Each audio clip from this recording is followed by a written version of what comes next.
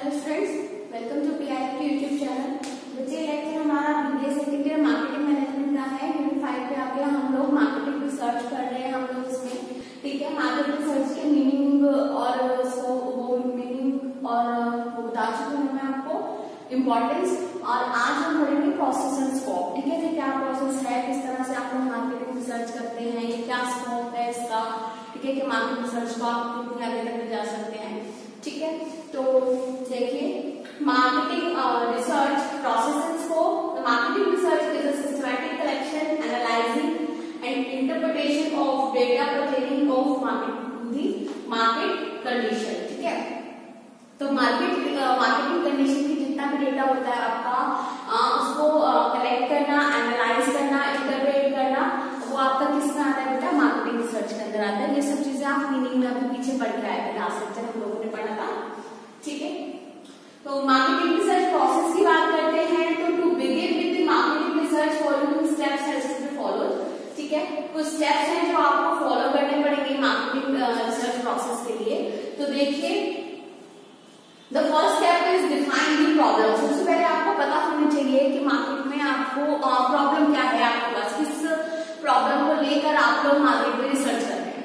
ठीक है, the next is develop the research plan. आपका जो रिसर्च प्लान है उसे आपको डेवलप करना है। आफ्टर डिफाइनिंग द प्रॉब्लम पता होने के बाद आपको कोई प्लान बनाना है। ठीक है, जिससे कि आप प्रोसेस को आगे बढ़ाएंगे या अपने रिसर्च को आगे बढ़ाएंगे। नेक्स्ट आपका कलेक्ट दी इंफॉर्मेशन। फिर उसके बारे में आपको मार्केट की सारी इंफॉर्मेशन कलेक्ट करनी है। ठीक है, इंफॉर्मेशन कलेक्ट करके आपको उस इंफॉर्मेशन को एनालाइज करना पड़ेगा। नेक्स्ट आपका है प्रेजेंट द फाइंडिंग्स। अब आपको जो चीजें मिली हैं, जो भी कंडीशन, जो भी इंफॉर्मेशन मिली हैं, उनको प्रेजेंट करना सिस्टमैटिक वे में, तो वो आपका है प्रेजेंट द फाइंडिंग्स।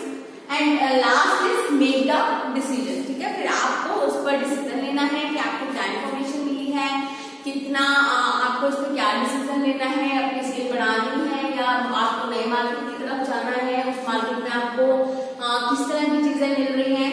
तो ये सब चीजें देखते हुए आपको क्या करना पड़ेगा, डिसीजन बनाना पड़ेगा। ठीक है, जो भी आगे आपको करना है। सो the very first is define the problem. The foremost decision that every firm has to undertake is to find out the problem. तो मोस्ट जो आपका डिसीजन होता है, हर फर्म मार्केट रिसर्च देखती है तो सबसे पहले अपनी प्रॉब्लम फाइंड आउट करती है कि हमारा प्रोडक्ट मार्केट में डील क्यों नहीं कर पा रहा। देखिए अगर हमारा प्रोडक्ट मार्केट में बहुत अच्छे से डील कर रहा है, हमारी सेल भी अच्छी चल रही है, प्रॉफिट भी अच्छा हम लोग अर्न कर रहे हैं, तो हमें रिसर्च की जरूरत नहीं है ना। हमारे कॉम्पिटिटर हमारे प्रोडक्ट को टच नहीं कर पा रहे तो हमें किसी तरह की रिसर्च की जरूरत नहीं है। ठीक है, लेकिन अगर ये सब चीजें हो रही हैं, अपोजिट हो रही हैं, तो फिर हमें क्या करना पड़ेगा, रिसर्च की जरूरत पड़ेगी।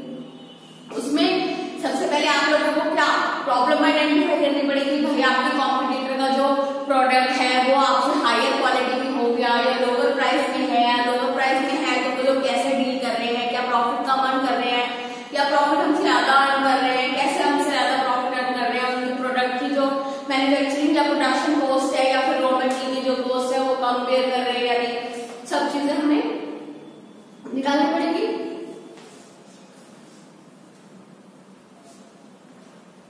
The foremost decision that every firm has to undertake is to find out the problem for which the research is to be conducted. जिस पर रिसर्च करनी है वो प्रॉब्लम आपको फाइंड आउट करनी पड़ेगी।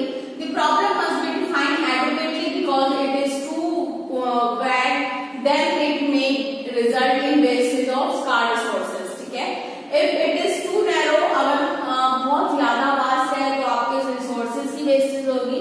अगर बहुत if it is too narrow then the exact conclusion cannot be drawn. ठीक है, और अगर कोई ऐसी है कि बहुत ही बारीक प्रॉब्लम है तो आप कंक्लूजन पर पहुंचना आपके लिए बहुत मुश्किल हो जाएगा। In order to define the problem appropriately, each firm must have a clear answer to the question. एक क्लियर प्रॉपर प्रॉब्लम के सोल्यूशन पे पहुंचने के लिए एप्रोप्रिएट प्रॉब्लम को एप्रोप्रिएटली डिफाइन करने के लिए हर फॉर्म के पास क्लियर आंसर होना चाहिए क्वेश्चन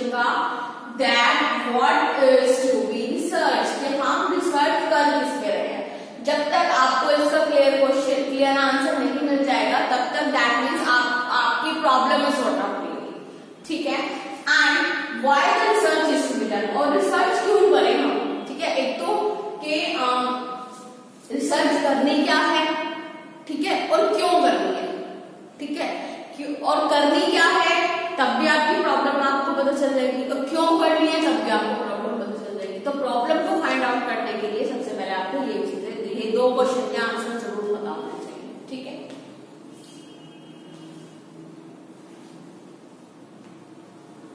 सेकंड पॉइंट है, सॉरी, सेकंड पॉइंट है आपका डेवलप द रिसर्च प्लान।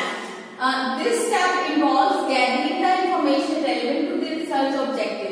तो रिसर्च प्लान को डेवलप करना, तो आपका रिसर्च का, दैट मीन्स रिसर्च का जो ऑब्जेक्टिव है उसे फुलफिल करना, ठीक है।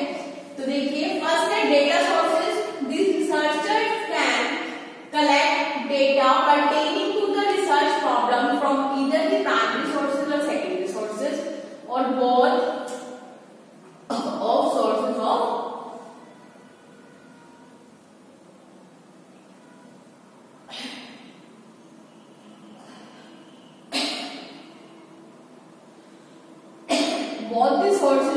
इंफॉर्मेशन, ठीक है।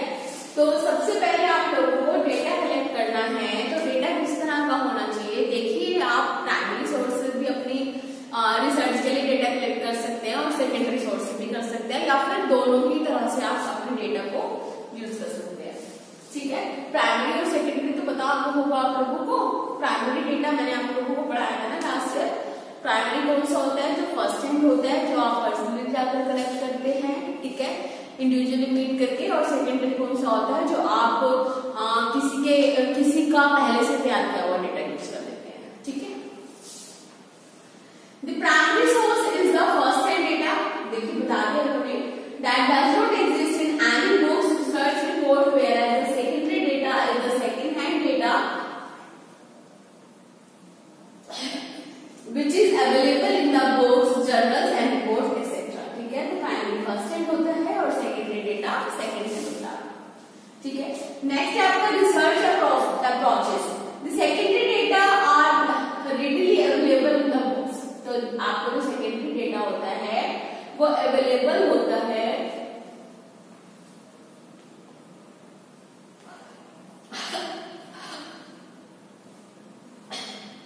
जो आपका सेकेंडरी डेटा है वो रीडली अवेलेबल होता है, मतलब आपको सीधा सीधा पढ़ने लायक होता है, जैसे बुक्स में हो गया, जर्नल्स में हो गया, मैगजीन, रिपोर्ट्स, ऑनलाइन, कहीं से भी मिल सकता है। बट जो प्राइमरी डेटा होता है वो आपको कलेक्ट करना पड़ता है, ठीक है, और उसे फॉर्म में बनाना पड़ता है, क्योंकि प्राइमरी डेटा ऐसा है बेटा, आपको फिर टेबुलर फॉर्म में चेंज करना है, ठीक है, या फिर उसको रिप्रेजेंट किस तरह से करना है, क्योंकि रॉ डेटा आपने कलेक्ट कर दिया, उसको एक सिस्टमेटिक फॉर्मेट में आपको लगाना पड़ेगा, so that can be easy to understand, okay. So the primary data have to be collected and to do so the following research can be conducted, ठीक है। नेक्स्ट है ऑब्जर्वेशनल रिसर्च। तो primary data collect करने के लिए आपको पहले observations करनी पड़ेंगी, लोगों को ऑब्जर्व करना पड़ेगा, ठीक है। तो प्राइमरी डेटा कलेक्शन की बात कर रहे हैं, कह रहा है observational research, the researcher can collect the information by just observing the happenings in the market. क्या ऑब्जर्व करता है वो, कि मार्केट में क्या क्या हो रहा है, उसको ऑब्जर्व कर लेता है। Sometimes having a friendly conversation with the customer to know about their purchase experience. कई बार कस्टमर से फ्रेंडली बिहेवियर लेकर, ठीक है, उसके परचेज एक्सपीरियंस को शेयर कर, ठीक है, कि आप फ्रेंडली बिहेवियर हो गया, आपने पूछ लिया कि आप इसको परचेज कर रहे हैं, आपको क्या क्या बेनिफिट्स हो रहे हैं, या आप और क्या चाहते हैं हमारे प्रोडक्ट से। तो अगर फ्रेंडली बिहेवियर से, इससे हम क्या कर सकते हैं बेटा, अपने प्रोडक्ट को ऑब्जर्व कर सकते हैं, ठीक है। नेक्स्ट है आपका ethnographic research. It is one of the form of an observation research का ही एक फॉर्म है ये, ठीक है, जो कि रियल लाइफ सिचुएशन पे डिपेंड करता है, ठीक है। तो देखिए one of the form of an observation research where the researcher study an individual in the real life situation. कैसे स्टडी कर रहे हैं इंडिविजुअल को, उसकी रियल लाइफ सिचुएशन से, and not under any market setup और लैब, ठीक है। The purpose of this research is to no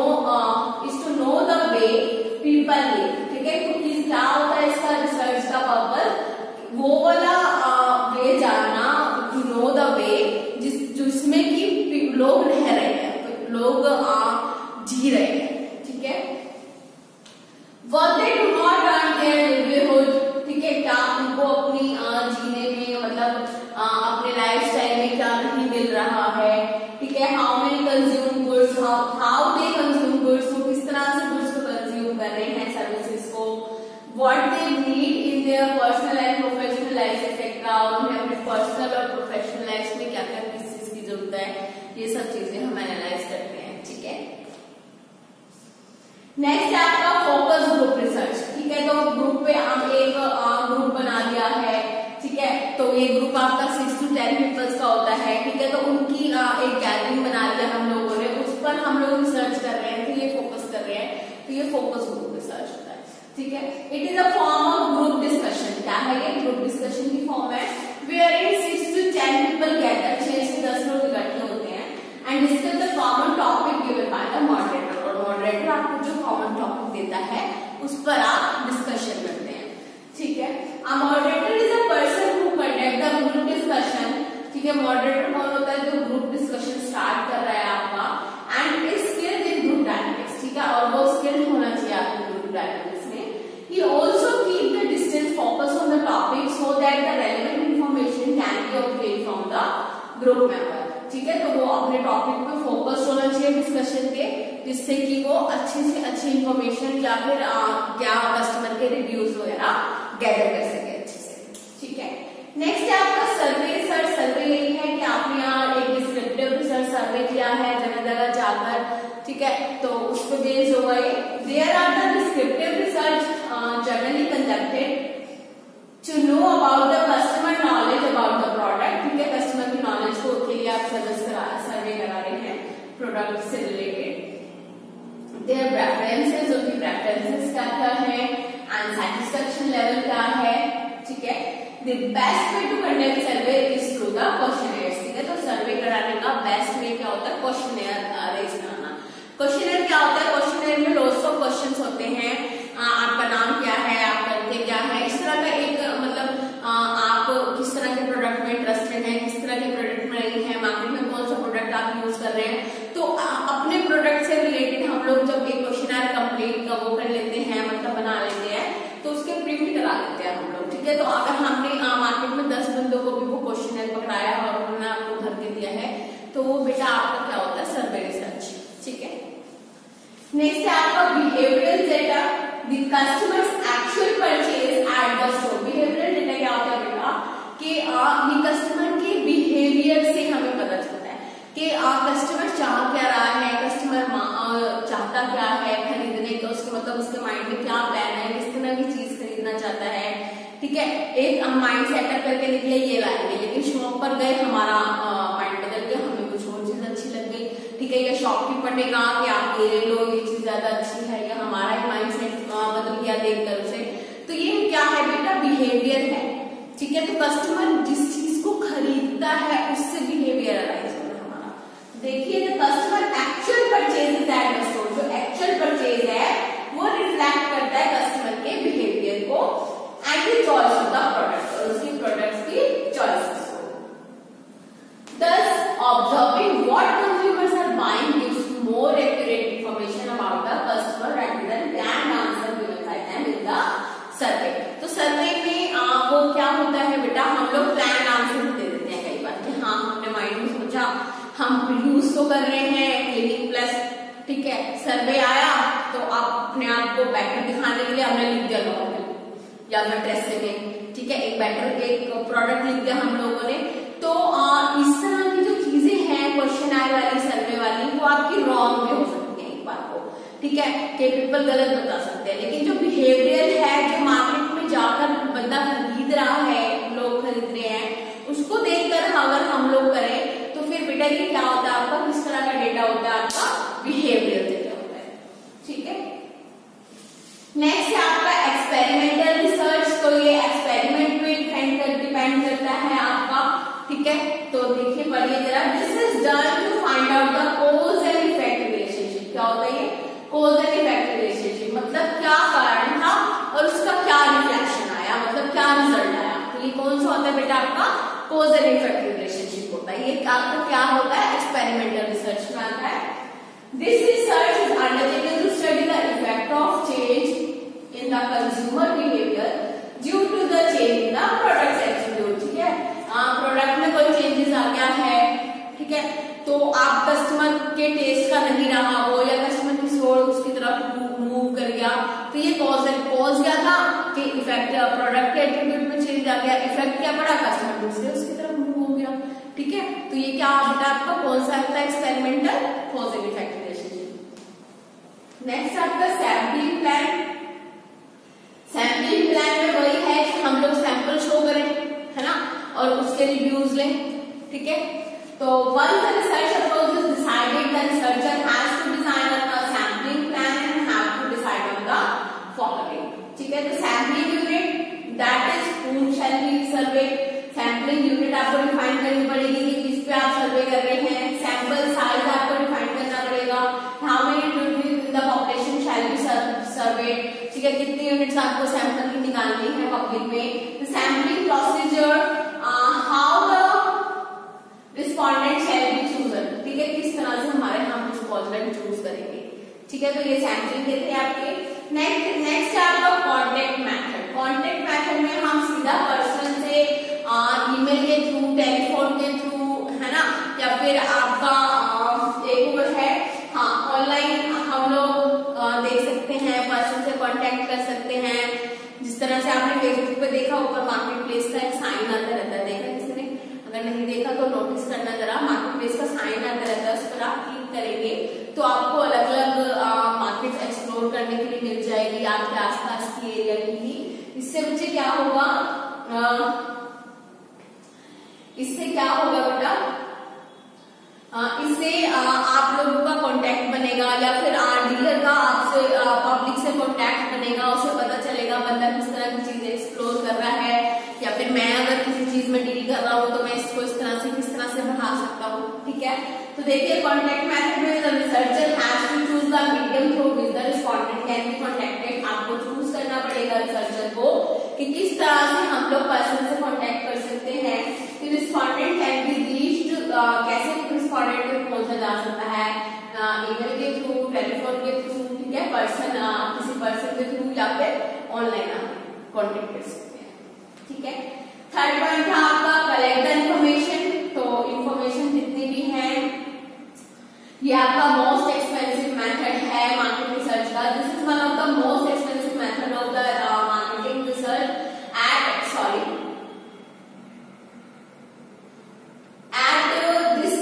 the researcher has to adopt the method to collect the information. He may find it difficult to gather the correct information. ठीक है, आपको information collect करनी पड़ेगी, आपको difficult भी लगेगा क्योंकि रिस्पॉन्डेंस जो है बायसनेस में हो जाती है कई बार, रिस्पॉन्डेंस की अनविलिंग रहते हैं आंसर देने के लिए। ठीक है, घर पर अवेलेबल नहीं है। ठीक है, तो ये वाली चीज अराइज हो जाती है, आपकी प्रॉब्लम्स आती है। तो नेक्स्ट है आपका एनालाइज द इंफॉर्मेशन। वन का इन्फॉर्मेशन जब आपकी कलेक्ट हो जाएगी तो नेक्स्ट स्टेप क्या है, आपको उसको ऑर्गेनाइज करना इस तरह से कि आप उसको अच्छे से एनालाइज कर पाए। जिस तरह से हम लोग क्या करते हैं बेटा, एवरेज निकालते हैं, वेरिएंसेस निकालते हैं, कोरिलेशन वगैरह निकालते हैं, उससे हम चीजें प्रूव करते हैं। ठीक है, तो इस तरह से जब डाटा आपने कलेक्ट कर लिया है उसे आप ऑर्गेनाइज करना so that you can understand it in the simplest way. Okay, once the information is collected, the next step is to organize it in such a way that some analysis can be obtained। कि कुछ analyse नहीं कर पाए, इस तरह से उस data को ऑर्गेनाइज करना है आपको कलेक्ट करने के बाद। The researchers apply several statistical techniques to perform the analysis, such as they compute averages and measures of dispersion। ठीक है, वही बात है, देखो मैंने बताया कि एवरेज कर सके या डिस्पर्जन को मेजर कर सके। Also some advanced decision model are used to analyze the data। ठीक है, कुछ एडवांस डिसीजन वो भी हो सकते हैं, आपके मॉडल्स हो सकते हैं डेटा को एनालाइज करने के लिए। नेक्स्ट है आपका प्रेजेंट द फाइंडिंग।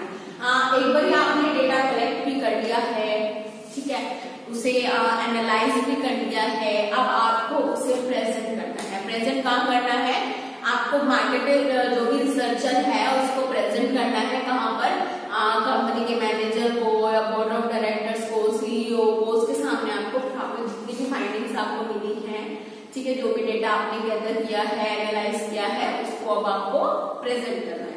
ठीक, finally all the findings and research are shown to the top management. Top management को दिखाई जाएगी। क्या आता है टॉप मैनेजमेंट में मैनेजिंग डायरेक्टर को दिखा सकते हैं, सीईओ को, बोर्ड ऑफ डायरेक्टर्स को, ठीक है। Make the market decision in line with the search, okay. तो लास्ट था आपका क्या था, मेक द डिसीजन, ठीक है। इसके बाद आपको उनको दिखाने के बाद और उनका काम क्या रहेगा, टॉप लेवल का डिसीजन लेना, okay. This is the last step of the marketing research. Once the findings are presented to top level को जब दे दी जाएंगी findings, so top level management it is up to them either to rely on the finding and take decision, discard the finding as unsuitable, कि वो उस पर काम करें, ठीक है, या ना करें, या आपकी फाइंडिंग्स को अनसुटेबल बता दें। ये सारा का सारा आप डिपेंड करता है डिसीजन बनाना किस पर, टॉप मैनेजमेंट पर, ठीक है। Thus marketing research is done to gather all the relevant information about the market and design the marketing strategy accordingly। तो सारा का सारा आप किस पे डिपेंड करता है, टॉप मैनेजमेंट पे, कि वो आपके रिसर्च को किस तरह से देखते हैं, क्या उस पे उन्होंने क्या देखा और फिर किस तरह से वो आगे की स्ट्रेटेजी बनाएंगे उसके अकॉर्डिंग, ठीक है। नेक्स्ट है आपका स्कोप बेटा यही है कि जितना भी हमारा मार्केटिंग रिसर्च है वो हम लोग क्यों करते हैं, या हमने इसमें क्या किया या क्या मिला हमें। तो देखिए, the scope of marketing research stretches from the identification of customer wants and needs, customer की wants and needs को आइडेंटिफाई करते हैं आप, to the evaluation of customer satisfaction को ध्यान में रखते हुए it comprises of research related to consumer। तो रिसर्च किससे रिलेटेड होती है, देखिए कंज्यूमर से रिलेटेड है, प्रोडक्ट से, सेल, डिस्ट्रीब्यूशन, एडवर्टाइजिंग, इन सब चीजों पे रिसर्च आपकी क्या कहलाती है, मार्केटिंग रिसर्च कहलाती है, okay. A clear view of the scope marketing research में be obtain by the following classification of marketing research activities, ठीक है। तो ये सब है बेटा आपका, ये लास्ट है, पढ़ लीजिएगा बच्चे, बहुत ही इजी टॉपिक है, इससे क्वेश्चन एनालाइज जरूर होता है, ठीक है। मार्केटिंग के आप मार्केटिंग रिसर्च का process and scope, meaning and function आपके हो जाते हैं इसमें, ठीक है। तो that's all for today, thank you plus.